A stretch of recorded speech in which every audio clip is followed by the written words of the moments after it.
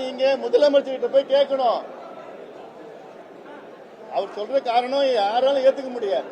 எங்களுக்கு மனசு இருக்குது, ஆனா எங்களுக்கு அதிகாரம் இல்லைன்னு சொல்றாரு.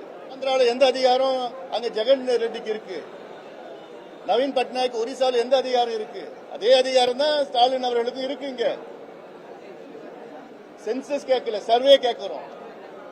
சர்வே படி எடுத்து அதுல இடஒதுக்கீட்டை உயர்த்தலாம். அவங்க சுத்தி இருக்கிறவங்க ஏதோ நீங்க எடுத்தீங்கன்னா இந்த ஜாதி இந்த சீட்டு கேட்பாங்க, இவ்வளவு கேட்பாங்க, அப்படிலாம் ஏதோ ஒன்று குழப்பி வச்சிருக்காங்க அவரை. ஆனா அதெல்லாம் உண்மை கிடையாது. நீங்க சமூக நீதி நிலைநாட்டணும்னா நீங்க இதை எடுக்கணும், எடுத்து நமக்கு தெரிஞ்சுக்கணும். இது ஏதோ குறிப்பிட்ட ஜாதிகள் மட்டும் சர்வே கிடையாது.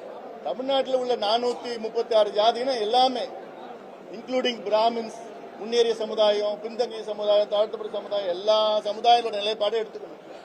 எடுத்து அதுக்கேற்ப திட்டங்களை வழங்க வேண்டும். அதுக்காகத்தான் இந்த கருத்தரங்கம் நடத்திட்டு இருக்கிறோம்.